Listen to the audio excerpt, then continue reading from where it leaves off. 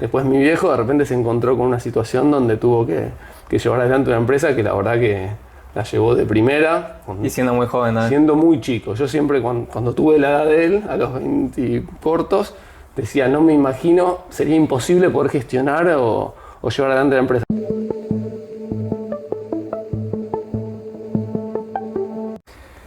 Pablo, tus abuelos fundaron Típico. Contanos un poco cómo nació este sueño, este proyecto. Bueno, mis abuelos, Salvador y Catalina, eran de San José de la Esquina, un pueblo cerca de Rosario, ya en Santa Fe. Cuando se casaron muy jóvenes se vinieron para Buenos Aires. Mi abuela modista, mi abuelo trabajaba en un negocio y tenían siempre la idea de hacer algo para ellos. Así que un día decidieron hacer calzoncillos. Mi abuelo le dio uno, mi abuela se puso a hacer la moldería, a hacer las pruebas de calce. Mi abuelo se lo ponía, se lo sacaba, lo corregía. Hasta que, bueno, a mano hizo el primer calzoncillo, lo cosía ella misma. Hicieron la primera docena, mi abuelo salió a venderla en bicicleta. Arrancaron bien de abajo. Y bueno, empezaron con 1, 2, 10. Siempre mi abuela me contaba la anécdota que mi abuelo la primera vez que vendió un calzoncillo le dijo, vieja, me parece que me lo compraron de lástima, pero los vendí. Así que, y bueno, ya arrancaron y tenían, 20 años. Y empezaron de a poquito a vender un poco más, alquilar un lugarcito. En el living de la casa cortaban lo que podían, después ella los cosía, primero a mano, después con la máquina de coser. Y bueno, fueron incrementando la producción, estamos hablando hace casi 60 años. Claro. Así arrancó Típico. Mira vos, qué historia. ¿Y sabés cómo fue después el desarrollo de la empresa? Ya empezó a crecer un poco más. Sé que después tu papá entra en la empresa. ¿Cómo fue eso? Bueno, mi papá en realidad no es hijo de los fundadores. Mi mamá es la hija de los fundadores. Mi papá alrededor de los 19 años ya era conocido del barrio de Salvador y le dijo, te cuento así la historia cómo fue. Él estacionaba el auto porque mi abuelo paterno tenía un garage y él lo conocía de todos los días. Y un día le dijo, Salvador, mañana voy a trabajar a la fábrica con vos. Salvador lo miró y le dijo, no, Carlitos, acá son todas mujeres, no importa, yo voy a ayudarte. Un cara dura de 19 años, que al día siguiente cayó a las 10 de la mañana a trabajar, la fábrica arrancaba a las 7. Así que fue, obviamente muy buena onda, lo empezó a ayudar con todo y nada, se convirtió en la mano derecha, empezó a trabajar con él, conoció a los clientes, conoció a los proveedores, fue como muy... ahí en el medio tuvo la colimba, se puso de novio obviamente con mi mamá y era parte de la familia. Y acá un evento trágico, mi abuelo fallece muy joven, a los 43 años. Y mi papá ya hacía bastantes años que estaba con él. Mi abuela también trabajaba obviamente en la fábrica, pero mi abuela se ocupaba más de toda la parte de la producción. Así que todo lo comercial, de repente mi viejo se encontró con 21 años haciéndose cargo de la empresa. Una empresa ya no tan chiquita de 2 personas, sino ya una empresa funcionando con empleados y muchos clientes. Y la realidad es que bueno, se lo puso al hombro en ese momento con 21 años. Y bueno, fue el que hizo el primer cambio grande de transformar la fábrica donde estaba en una fábrica más grande, en tener más clientes. La verdad que fue como lo más difícil, yo siempre digo, lo más difícil es armarla. Los fundadores son los que hacen el laburo más difícil. Sí. Después mi viejo de repente se encontró con una situación donde tuvo que llevar adelante una empresa que la verdad que la llevó de primera. Y siendo muy joven también. Siendo muy chico. Yo siempre cuando tuve la edad de él, a los 20 cortos, decía, no me imagino, sería imposible poder gestionar o llevar adelante la empresa. Yo empecé a trabajar en la empresa a los 24 años y yo decía, mi papá a esta altura ya hacía 3 años que la manejaba. Claro. Y yo no me imaginaba, o sea, con las capacidades de ninguna manera de poder gestionarlo. La verdad que siempre admiro ahí el valor y la capacidad que tuvo. No de estudios formales, sino de experiencia y de calle y de ganas de llevarla adelante. Y no solo la pudo manejar, sino que tuvo bastante éxito en cuanto a crecerla y darle nombre a Típico. La verdad que sí. En esa época, bueno, se mudó a una fábrica más grande, tuvo más empleados, incorporó nuevas líneas. La fábrica nació como una fábrica de calzoncillos, como te contaba antes, que mi abuela los empezaba a hacer a mano. Después ya mi viejo, obviamente con el contacto con los clientes, se dio cuenta que también se podían hacer pijamas, empezó a fabricar pijamas.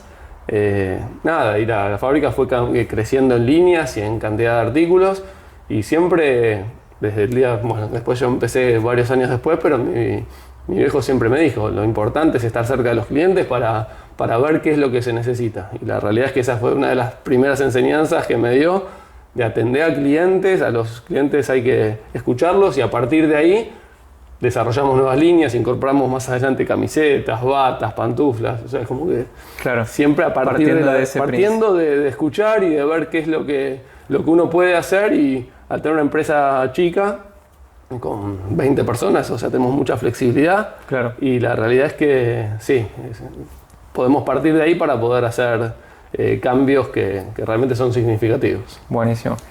¿Qué cualidades pensás que tenía tu papá como para lograr lo que logró siendo tan joven? Bueno, para mí, yo siempre dije, mi viejo es un genio, porque la realidad es que no solamente una persona muy enfocada y con mucha claridad con lo que quería, muy calculador, o sea, yo como te decía antes, sin estudios formales, él tenía muy claro cómo hacer los números y qué es lo que le podía dejar una rentabilidad o no, y muy laburador. O sea, la realidad es que yo eso lo aprendí, lo viví de chico. Mi viejo fue siempre muy laburador y con mucho foco. O sea, el foco en hay que hacer las cosas, hay que hacerlas bien, me parece que esa es una de las grandes enseñanzas y una de las principales cualidades que creo que tiene. Bien, qué interesante. Sí. ¿En qué contexto vos empezaste a encargarte de la empresa y qué cambió con tu llegada, digamos, a... Bueno, mi paso por la fábrica tiene como muchas etapas, porque de chiquito, como muchos hijos de empresarios, Sí. pasaba los veranos yendo a la fábrica, embolsando, etiquetando, yendo a los repartos, ayudando al cortador, separando etiquetas, o sea, haciendo el trabajo en la adolescencia, ¿no? De ver dónde se hacen las cosas que vende mi papá. Después me formé, hice mi carrera universitaria, estudié administración de empresas, trabajé en un banco durante 3 años y a los 24 años, ya recibido, recién casado, un día tuvimos una excelente charla con mi viejo que me abrió las puertas. La realidad es que me abrió las puertas de punta en punta de la fábrica, me transmitió que tenía las puertas abiertas para hacer y desarrollarme en la empresa familiar. A mí la realidad es que la fábrica siempre me gustó, trabajé 3 años afuera, pero siempre fue algo que me gustó, la fábrica, la empresa familiar. Y él me dijo que estaba para acompañarme, para acompañar el proceso que siguiera. En ese momento la fábrica tenía 7 empleados y obviamente una clientela muy fiel, una marca reconocida, con una trayectoria espectacular, porque la realidad es que siempre se hicieron las cosas muy bien y el nombre, siempre mi viejo me dijo, es lo más importante. Así que me abrió las puertas y yo recién egresado me fui de Citibank atípico, sí. Pasé de la mega corporación a la empresa familiar, chiquita.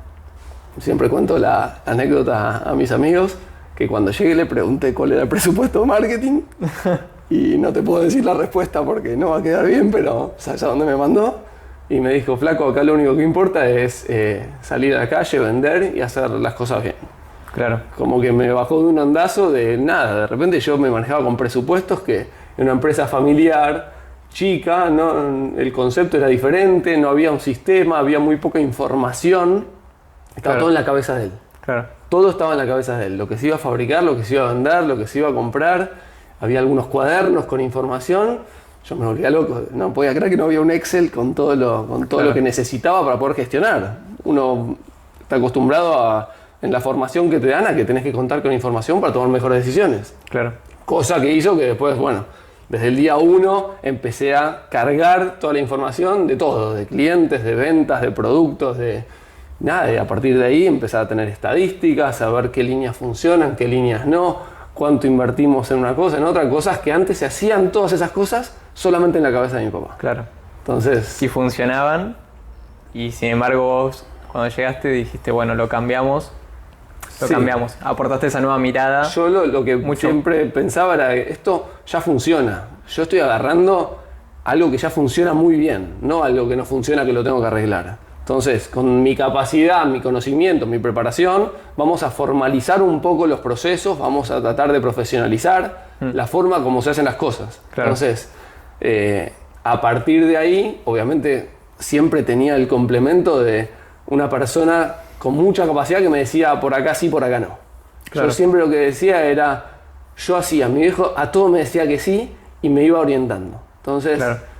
yo como que podía jugar el partido sin presión. Bien. Porque tenía siempre la espalda que me decía, bueno, y cuando no estaba seguro me decía, bueno, probemos. Entonces no es que íbamos a hacer una inversión grande en hacer algo fuera de lugar, sino algo lógico, siempre con pasos chicos. Siempre me decía, más vale paso firme y corto que paso largo e inestable. Bien. Entonces... Buen consejo. Sí.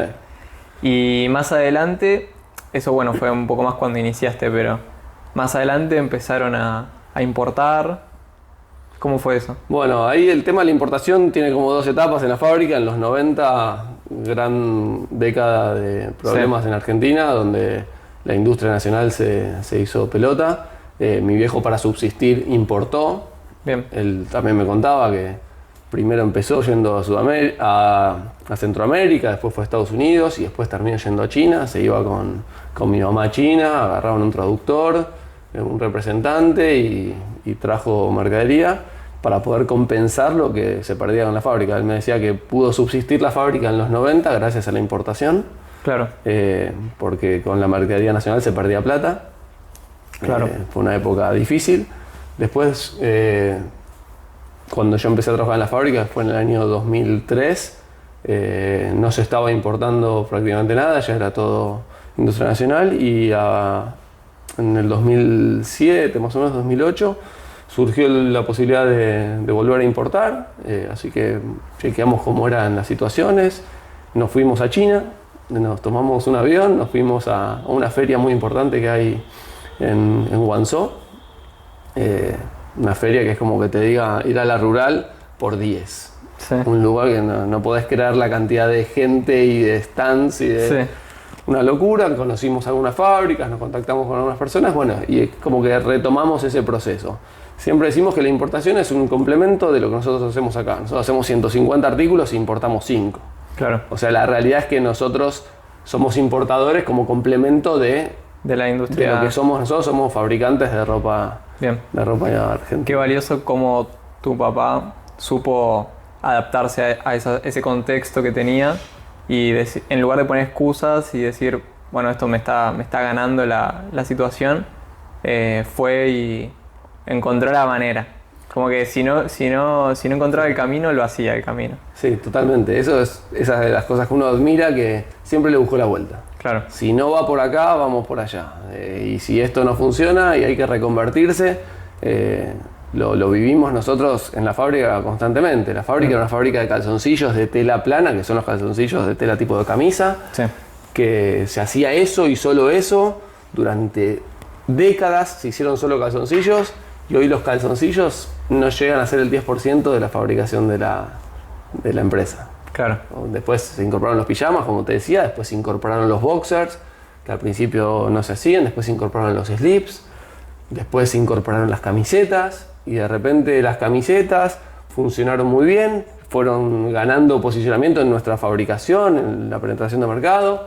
Después, cuando viajamos, empezamos a importar batas, la línea de batas también se empezó a tomar un peso más fuerte en las ventas. Y de repente nos dimos cuenta que el calzoncillo de tela clásico, claro, fue la estrella de la década del 50, del 60 y del 70. Claro. Pero hoy el público de ese calzoncillo es muy reducido. Claro. Y todo eso, como siguiendo el principio de, bueno, escuchar al cliente o tener el foco en el cliente, fue también lo que les permitió, bueno, decir, bueno, abro otra línea de productos, siempre siguiendo este principio. Siempre. Yo, desde el día que empecé a trabajar en la empresa, que tengo un día por semana que salgo a ver a los clientes que atiendo yo directamente, que entre mi papá y yo atendemos a los clientes más importantes de la fábrica, que manejan el volumen, el famoso Pareto 80-20. Sí. Nosotros dos manejamos el gran porcentaje de las ventas de la empresa, y yo una vez por semana voy a ver a los clientes. Para charlar, para vender, para cobrar, para cambiar, a veces hasta les llevo mercadería, a veces Claro. bromeo con mis amigos, me dicen, sos el cadete, y muchas veces voy con el paquete y le llevo la mercadería o algún cambio, lo que sea, pero siempre el vínculo, la charla, me da esa devolución de qué funcionó y qué no funcionó, de lo que estoy haciendo, qué está haciendo mi competencia, que me puede servir para incorporar a mi línea, qué líneas están funcionando o qué oportunidades hay, tanto con proveedores, muchas veces hablando con colegas, otros fabricantes que me encuentro cuando vamos a ver a los clientes, vamos a comer algo, vamos a tomar algo y conversamos. Claro. De las problemáticas que tenemos, de cómo están los insumos, de cómo están los precios, o sea, del mercado en general y de las posibilidades en particular. Aún pudiendo contratar a alguien o terciarizar esa parte de, bueno, tratar con los clientes, vos tomás la decisión de, bueno, yo estoy yo personalmente con los clientes y aprendo en persona, aprendo ahí. Yo tomé esa enseñanza como, te diría que de las más importantes. También tenemos vendedores en la empresa, también cuando voy, muchas veces voy con un acompañante que me ayuda Bien. Con las gestiones y demás, pero la realidad es que es algo que al día de hoy mi viejo lo sigue haciendo, sigue atendiendo a sus clientes, sigue charlando. Obviamente con el correr de los años ya yo voy a cumplir 20 años de empresa, mi papá ya va a cumplir 50 o ya los cumplió 50 y pico años en la fábrica. Ya hay unos vínculos muy cercanos con los clientes, con los proveedores, ya son muchas relaciones que ya son relaciones personales. Claro. Entonces, visitar a los clientes ya tiene un doble contexto. Uno está haciendo negocio y también está generando vínculos y hablando muchas veces de la vida, de experiencias y de cosas que van más allá de lo laboral. Entonces, bien, qué bueno. Y volviendo un poco al momento en el que volvieron a empezar a importar, que un poco fue más quizá en tu gestión, ¿con qué dificultades se encontraron cuando tuvieron que ir a China y decir, bueno, nada, tenemos que este producto importarlo con estas características, pero nos encontramos con qué dificultades? La verdad, la primera dificultad es no saber cómo se hace. Si bien mi viejo lo había hecho en otra época, nunca habíamos ido a una feria de esas características, nos encontramos con 50 o 100 personas ofreciendo productos y ahí hay de vuelta un poco de intuición, un poco de ojo, un poco de ver lo que fabrican, ir a ver las fábricas. No es lo mismo ver un stand con ropa que siempre está todo impecable que ir a una fábrica a ver el tipo de producción que se hace. Bien. Así que por el lado de ver elegir el proveedor, quién es el que va a hacer el producto paratípico, era, bueno, ahí fue visitar las fábricas y conocerlas y demás. Y acá a nivel interno, entender cómo funcionaba el mundo de la importación, porque es muy diferente fabricar que importar. Inscribirse como importador, darte cuenta, bueno, con el correr de los años hubo un montón de vaivenes, importamos un par de años, después en la época de Cristina Kirchner no se podía importar, se podía, pero tenías que presentar listas de precio con aumentos de un 10%, cuando el aumento tenía que ser de un 50%, entonces no daban los números. Tuvimos una época sin importar, después podés retomar, después aparecen los cupos, que podés importar hasta tanto, depende de lo que importaste el año anterior. Entonces, la dificultad, la realidad es que me paro en el día de hoy y no importás lo que querés, sino lo que podés. Claro. Y estás todo el tiempo de alguna manera encontrándote con trabas y dificultades casi siempre formales por el Banco Central, que no te deja girar la plata, o porque no te habilitaron la CIMI, que teóricamente está dentro de tu plan de importación, pero te la aprueban tarde, entonces te perdés. Cuando nosotros la realidad somos importadores así chiquitos que traemos algunos contenedores por año. Claro. Pero la realidad es que desde el día 1 hasta hoy, siempre la traba más grande que tuvimos fue la formal del proceso. Bien. ¿Cuáles dirías que son las claves del éxito en esta industria en la que participan? No sé las claves, pero claramente tener cintura, ser flexible, no casarte con que lo que te funcionó te va a funcionar. Esas son enseñanzas que vienen desde la facultad y que en el día a día a la vez repetir lo que te funcionó no es la garantía. Bien. Es ser flexible. Gracias a Dios tenemos una empresa chica donde la realidad es que la toma de decisiones más grande la tenemos concentrada entre mi papá y yo. Y y estar siempre con los ojos bien abiertos. Estar con los ojos abiertos y con voluntad para hacer cosas distintas. Si hay que cambiar de línea, de proveedor o de tipo de producto, acomodarse, ir cambiando y acompañando. Bien, ¿y eso lo aprendiste de tu papá? ¿Lo aprendiste, bueno, de errar y aprender del error? ¿O cómo lo aprendiste todo eso?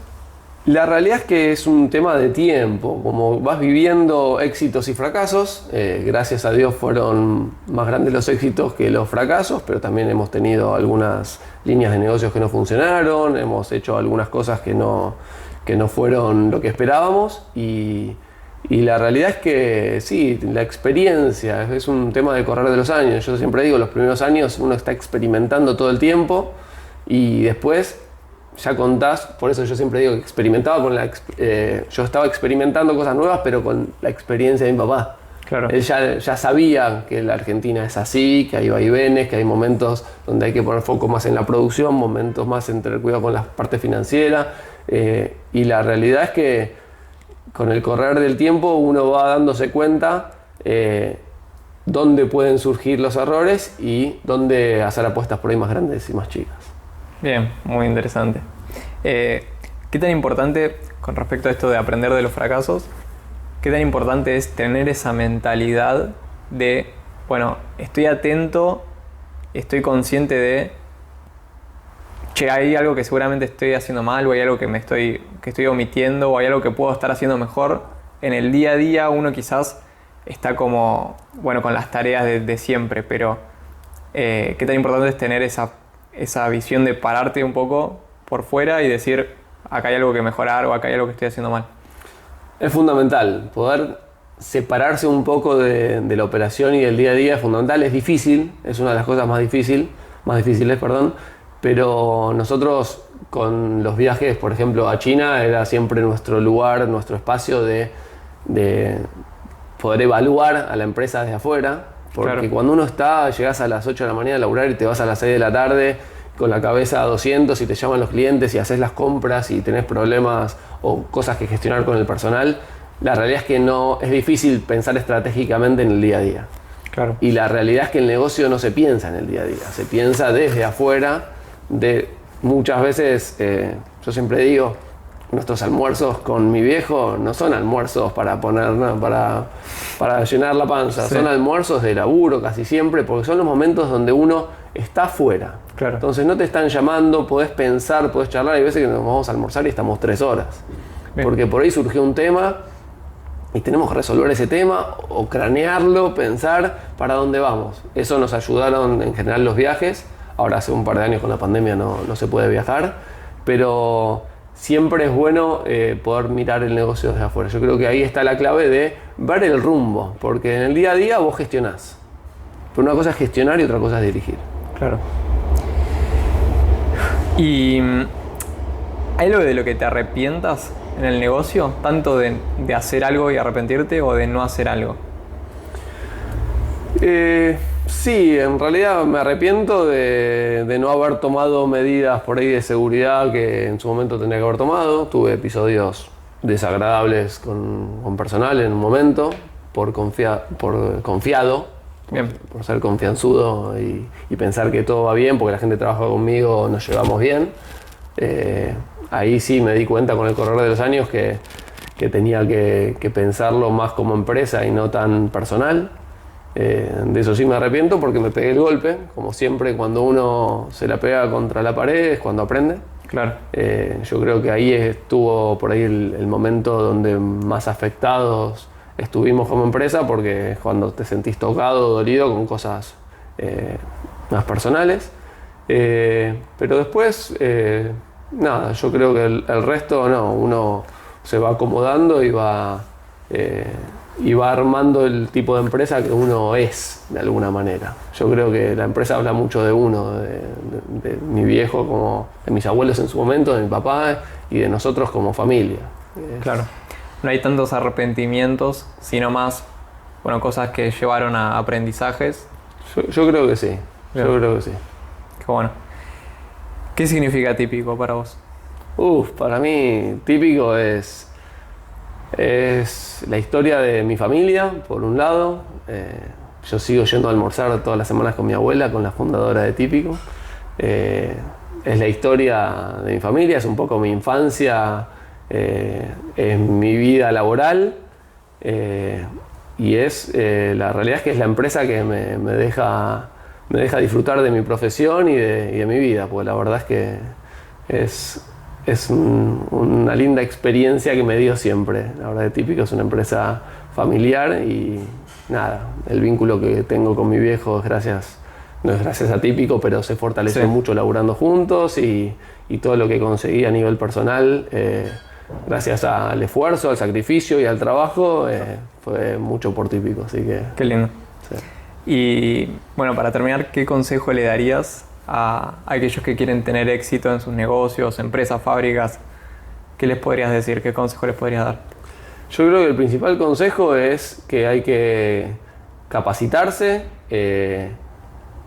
trabajar mucho, saber que uno tiene que poner mucho foco y dedicación y ganas, y experimentar, no a lo loco, sino con cabeza. Siempre antes de tomar decisiones, pensar, no apurarse, pero sí armar buenos planes y tratar de llevarlos adelante.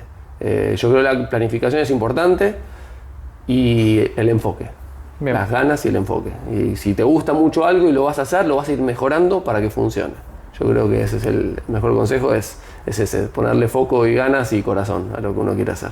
Buenísimo. Bueno, gracias Pablo. Un placer, Valen.